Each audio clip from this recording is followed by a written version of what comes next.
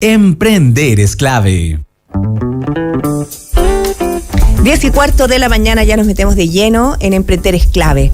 Anil Sadarangani, biólogo, doctor en Ciencias de la Pontificia Universidad Católica de Chile, MBA en la Universidad de California, fundó un emprendimiento biotecnológico y hoy asesora startups en cuatro continentes, no en los cuatro, en 4 continentes. Es con esta presentación, Anil, bueno, tenemos mucho que conversar. Muy bienvenido. Muchas gracias por la invitación.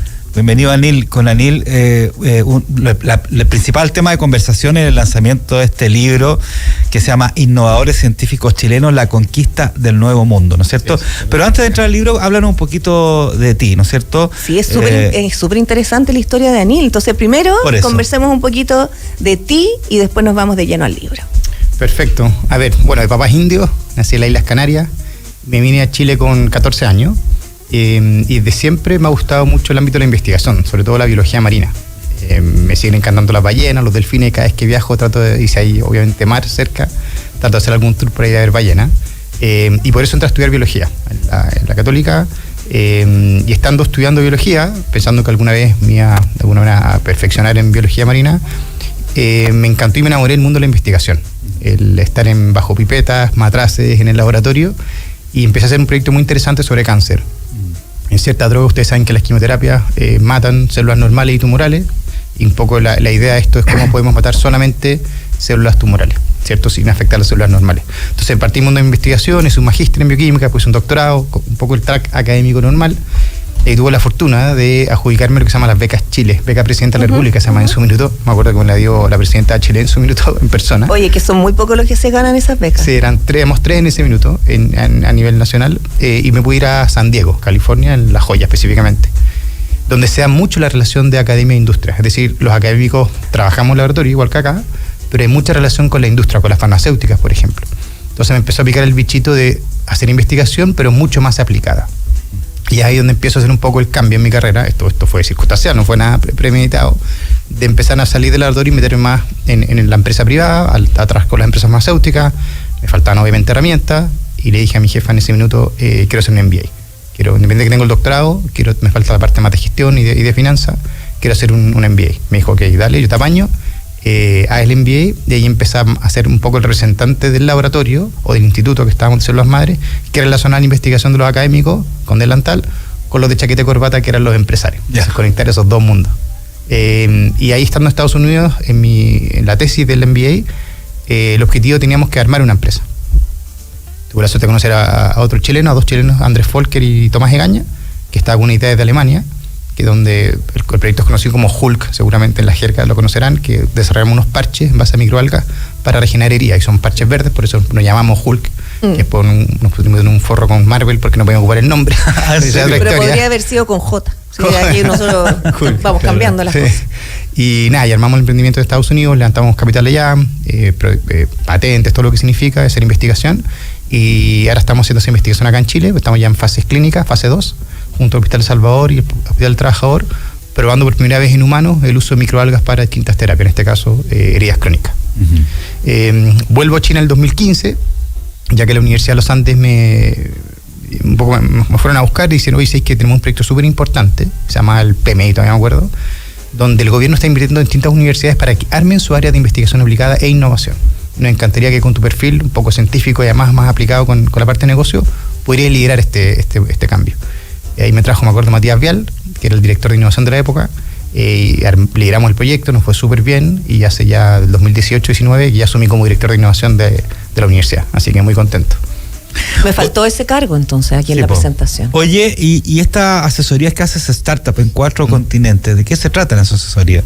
A ver, la principal tiene que ver con mi rol de director de innovación, donde tenemos startups o spin-off, mejor dicho, que salen de la universidad, son empresas que se arman bajo la universidad, que tienen alguna presencia a nivel internacional. Y también por el trabajo me ha tocado ir a liderar y ver ecosistemas en distintos lados del mundo. Israel siendo un ecosistema clave, Nueva Zelanda y Australia otro ecosistema clave, bueno, Estados Unidos, que lo conocía antes, y obviamente Latinoamérica. Y ahí de alguna manera he tratado de identificar startups con las cuales de alguna manera me enamoran por la base científica que tienen, y ver cómo nos podemos ir ayudando, asesorando a nivel de mentorías principalmente, levantamiento de capital, y sobre todo una ruta estratégica que les permita llegar al mercado. Que muchos científicos nos quedamos en el laboratorio, en que creemos que nuestra invención es extraordinaria, pero nunca validamos bien cuál es el mercado o el cliente potencial. Y esa parte más comercial es que trato de alguna manera de ayudar. Oye, Anil, es que es súper interesante lo que estás diciendo, porque nosotros sabemos que, por ejemplo, en Puerto Varas, en la región de los lagos, se está desarrollando un ecosistema de biotecnología súper interesante. Pero ese elemento vinculante entre el laboratorio, la industria, y aquí también agregaste farmacéutica, al parecer en Chile todavía nos cuesta articularlo, porque hay ciertos sesgos, hay ciertos prejuicios con el mercado, con la industria, con las empresas todavía, y sin duda es la única manera de seguir avanzando y de llevar a cabo una investigación, ¿no? Estoy de acuerdo. Chile además de ser un país pequeño, entre comillas, de inversión de I+D. Ustedes saben que no invertimos más del 0,35% del PIB, que es bastante bajo, a pesar de que han habido esfuerzos. Se requiere que ahora que la industria, un poco, siempre lo decimos en esta jerga, se meta mano al bolsillo e invierta en investigación y desarrollo. Que es lo que ha pasado en Chile usualmente. Nosotros como empresas, grandes empresas, importamos tecnología, hay un poco de desarrollo y más de. Insisto, esto ha ido cambiando, hay un cambio de mentalidad por un lado en las universidades, de que tenemos que trabajar más rápido para solventar los problemas de la empresa, que son a fin de mes, versus a lo mejor lo que se pensaba tradicionalmente, que el investigador era un poquito más lento, que quería sacar una publicación científica, y cómo lo hacemos también que el investigador se dé cuenta de que tiene que resolver problemas ahora. Y creo que esa conversación se ha ido dando. Las universidades son cada vez menos burocráticas. Hay un instrumento que es muy interesante, que son las oficinas de transferencia y licenciamiento dentro de las universidades, que permiten conectar estos dos mundos, los investigadores con el mundo privado.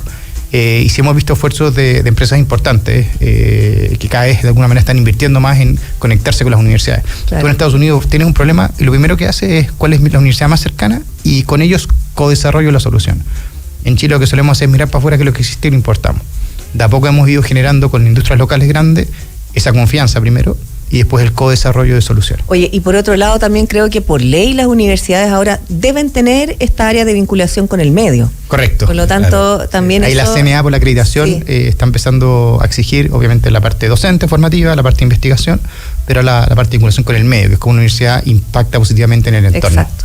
Oye, ya hablemos del libro. Sí, Innovadores científicos chilenos, la conquista de un nuevo mundo. Se los traje regalo también, así que... Sí, gracias. Te pasaste. Oye, a ver, ¿cómo se te ocurre escribir un libro? ¿En qué momento?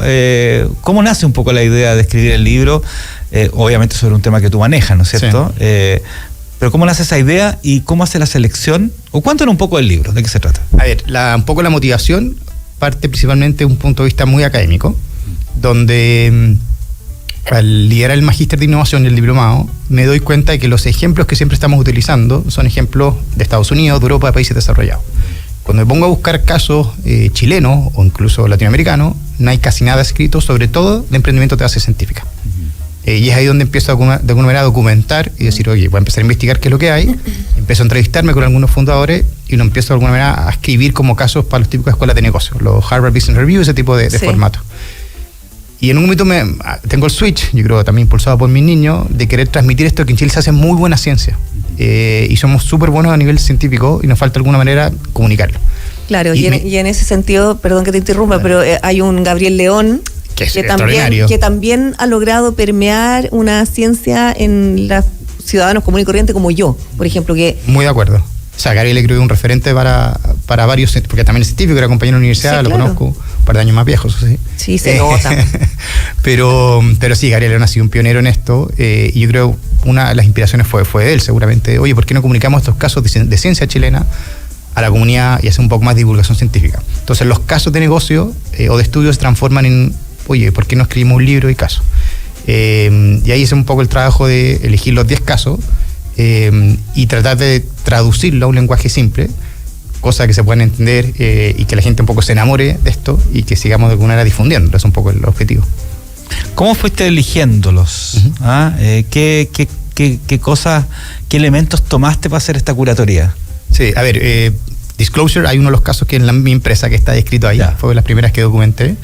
pero casi todas las empresas que están metidas en el libro son empresas que tienen por lo menos llegada a mercado, es decir, ya están en la etapa de comercialización. Ya. Entonces fue un primer filtro importante, o sea, cuáles de las empresas chilenas ya están a nivel nacional o internacional comercializando, venta.